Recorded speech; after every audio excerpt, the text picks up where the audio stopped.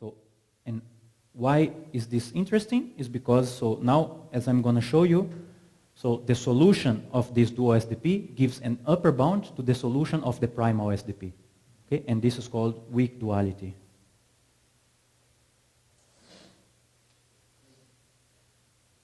So weak duality tells us the following. Okay? So suppose that we have the solution S.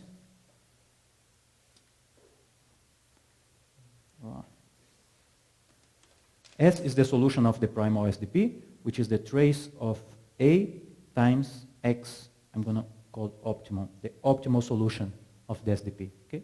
So this is the solution of the primal SDP. Okay? So I can, okay, so okay. How can I go? Yes, okay. So you see that A is bounded by this function here, phi 1, phi 2, okay? So I can substitute this here, okay? I have, so I'm just substituting A by phi 1 of y1 plus phi 2 of y2 times x opt. Okay? So this is, so I hope this is easy to see.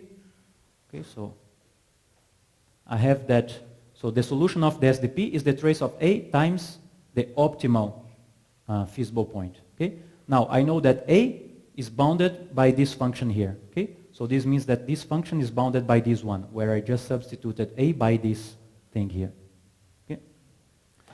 Now, this is equal to the trace of y1, sorry, this is opt. Okay? So actually, this is valid for any feasible point. Okay? In particular, the optimal one.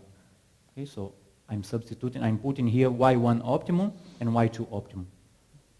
So this is equal to y1 optimum by 1 of x1 of x, sorry,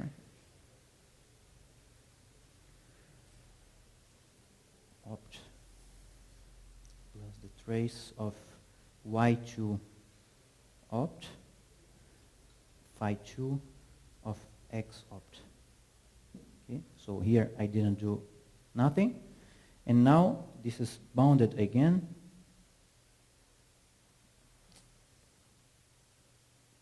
by the trace of y1 opt b1 plus the trace of y2 opt b2. Okay, and this comes from the fact, did I write the, yes, from here, right? So I have that phi 1 x opt is equal to b1, and I have that phi 2 x opt is smaller or equal b2. Okay, then I substitute this thing here by b1 and this thing here by b2, and I have this bound. And this is nothing but S prime, which is the solution of the dual, right? The solution of the dual is y1 opt b1 plus the trace of y2 opt b2, which is exactly this. So here you have the solution of the dual problem is an upper bound to the solution of the primal problem. Okay? And then, so I can make just an illustration here, which is, I'm going to put in red. Okay? So suppose that this is the real line. So suppose that here is the solution. So this is the solution of the primal SDP. Okay? So solution of primal. Okay? And as I showed you, any feasible point gives a lower bound. Okay?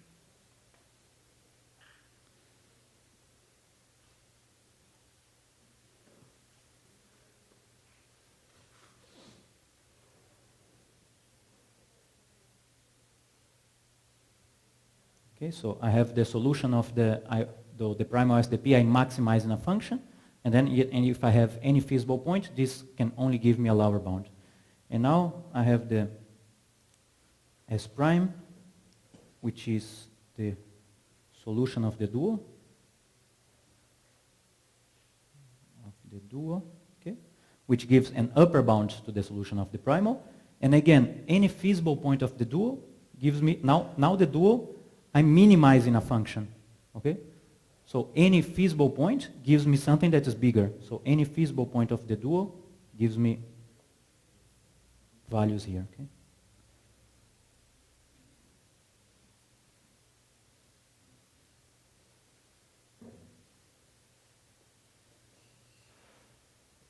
Right? And this is very nice, because so if you have a primal SDP, even if you don't solve the SDP, if you find feasible points, you have lower bounds, and then you write, so you just follow this procedure here, write the Lagrangian, and then you find the dual SDP, any feasible point of the dual SDP gives upper bounds. Then you have easy ways of finding lower bounds and upper bounds to the optimal solution of the problem. Okay? And it is very useful. So is there any interesting meaning of the difference between the solution of the dual and the primal SDPs? Any meaning? Yes. Okay, I don't know of any meaning, okay?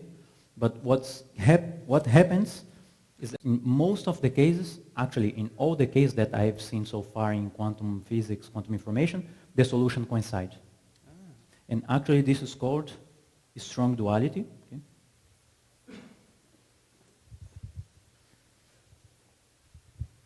And this I'm not going to prove because it's quite an intricate proof, but the condition for this to happen, for the solution of the dual be equal to the solution of the primal, is quite simple actually. It's this one. Okay?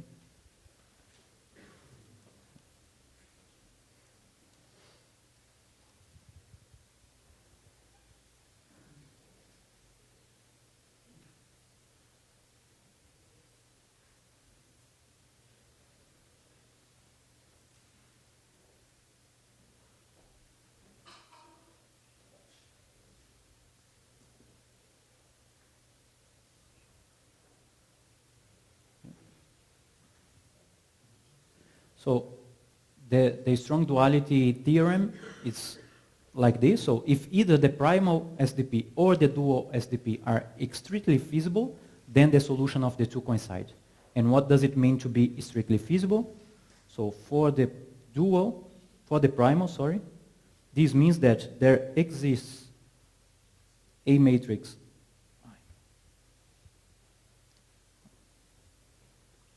X, which is strictly positive, okay, such that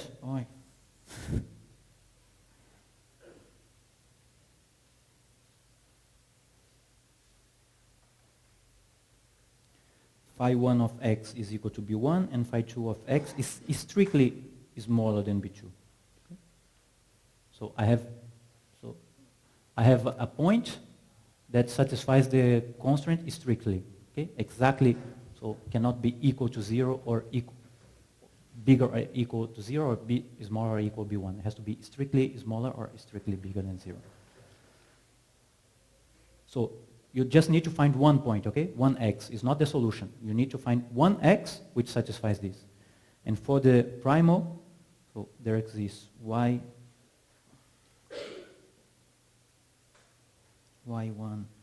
and y2. I don't know what's happening. It's not writing anymore.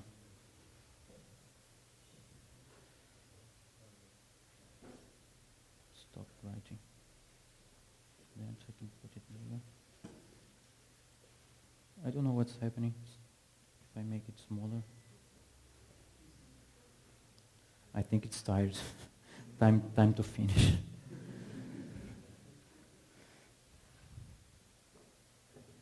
Okay, so it's the same thing.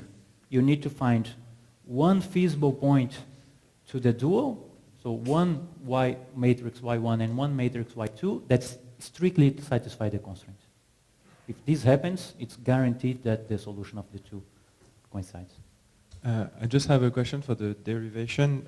When you had the weak duality parts, the derivation of the dual? Yeah, the derivation of S lower than S prime. I don't understand the second line. The second line, how you came from the first to the second line, you replace by Y1, you have, the first to the second line, basically. This one? From here to just under. To this? Yeah. This I did nothing. I used the concept of the dual map. Here it was, you see that I have the dual map applied to Y1 times X. Yeah. Now I'm just passing the map to X. Yeah, but then you replace also, yeah. But you replace phi1 prime of Y1 opt by Y1. Okay, it's the condition. Okay, it's the dual map condition you wrote earlier. No, so from here to here? Yeah. So I'm just using the duality of the map. Before, in the primal SDP, I had phi1 applied to X, and then I passed the map and called it phi1 prime applied to Y. Yeah, and now I'm doing backwards. I'm just passing phi1 prime to X, and now I have to remove the prime, right? Yeah, okay, this is the definition of duality. Of the dual map. Dual map. Okay. Yes. What time is it? All right, okay. So, last thing, I have 5 minutes. Again, so all of these things is maybe a bit complicated if you see like this, because so I use this dual map and so on, and I remove the X variable to define the dual SDP. So let me give you an example, then I hope it becomes clear. Okay, so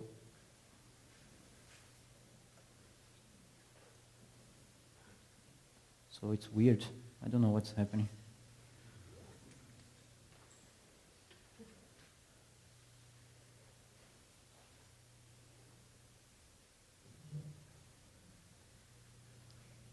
So Barbara, your tablet, the tablet lasts for 1 hour, I guess. Example.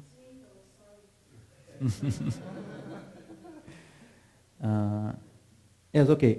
So find the dual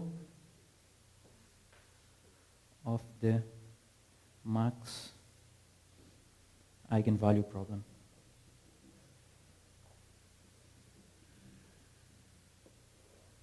Okay, so remember that the maximum eigenvalue problem was find the maximum eigenvalue of a given operator H. Let me write it here. So this is the primal, okay? Primal SDP, which is max of the trace of H times rho, subject to the trace of rho is 1 and rho is positive, right? So this was the max eigenvalue problem. So as I told you, so let's construct the dual SDP. Okay, the first thing is to associate dual variables to these constraints. Okay, first I'm going to associate dual variable y1 to this constraint and y2 to this constraint. Okay, now remember, okay, so this is a number, is a scalar, right? So this dual variable is also a scalar, and this is an operator. Okay? So the dual variable has to have the same dimensions as the constraint. Otherwise I cannot multiply them. Right? Okay, let's write the Lagrangian for this problem. So I'm going to follow exactly the same procedure. So first I'm going to write the Lagrangian of the problem, which is the trace of h times rho, which is the objective function, plus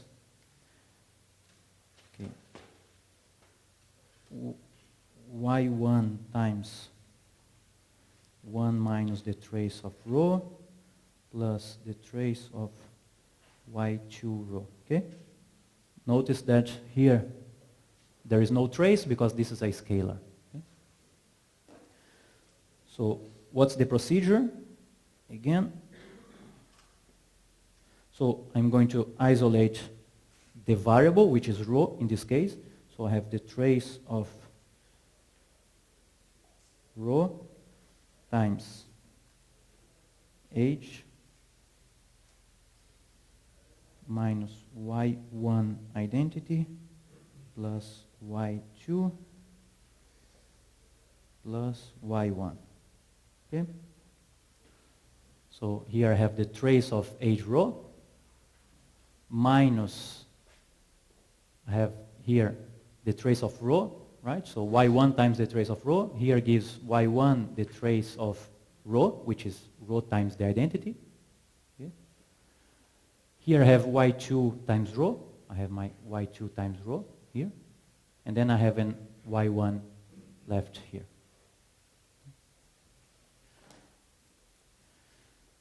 Right?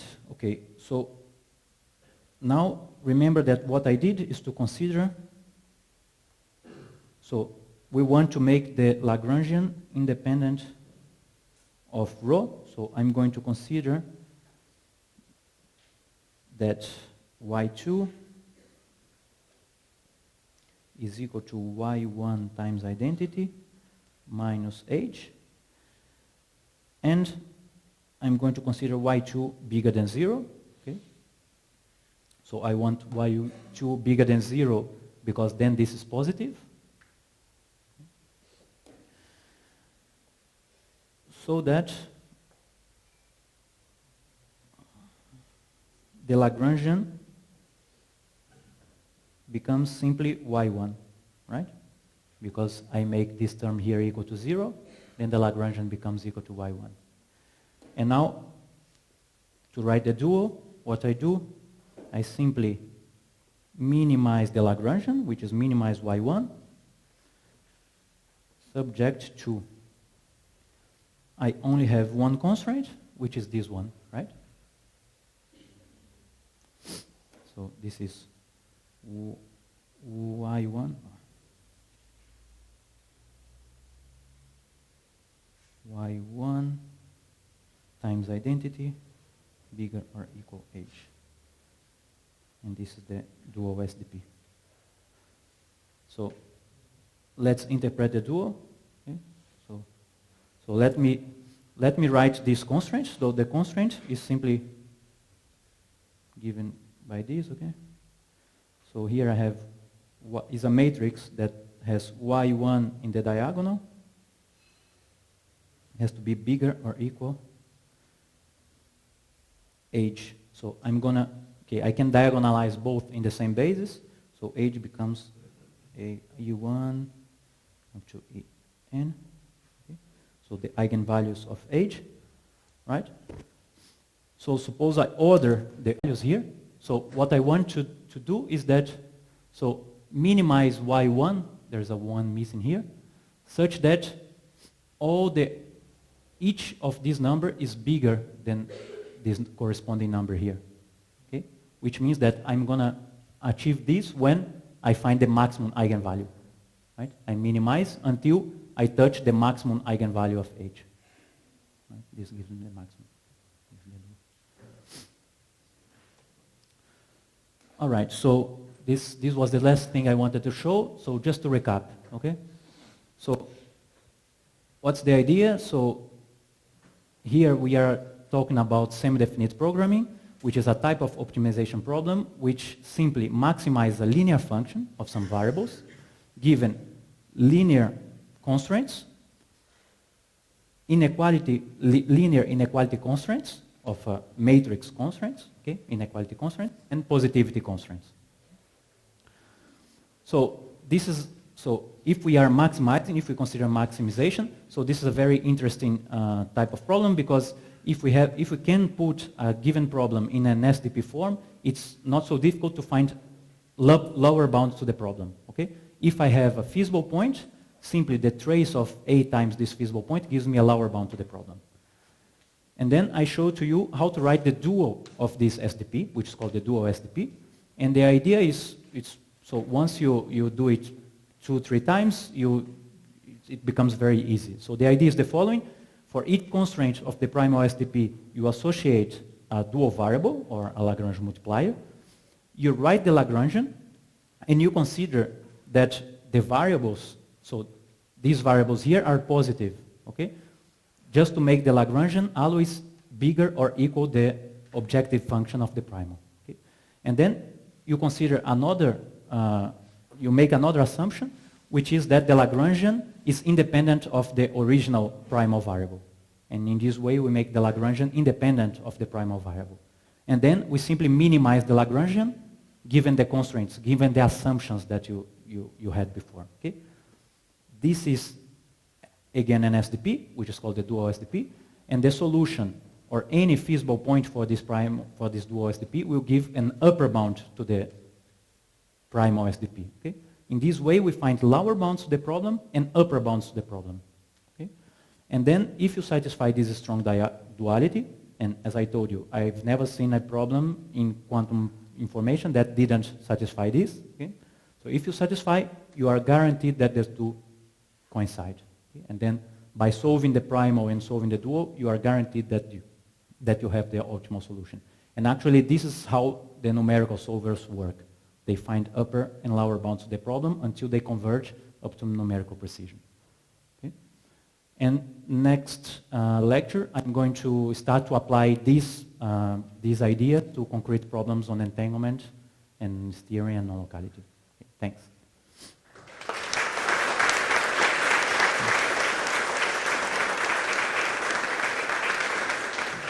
So, questions? More questions? Is there any motivation to using the Lagrangian of the problem? Like, is it just the definition? Is there any reason for doing it? No, actually, if you go to the book, so to the reference that I showed you before, they derive the dual in a different way. I just think that writing this way, it's easier to see where we want to go if we use the Lagrangian, because then you see that we build the Lagrangian to be bigger than the objective function on purpose, right? So the Lagrangian is the objective function plus something positive. And since our goal is to find upper bounds, I think this is a natural way of doing. But there are other derivations too. Okay, thanks. Yes.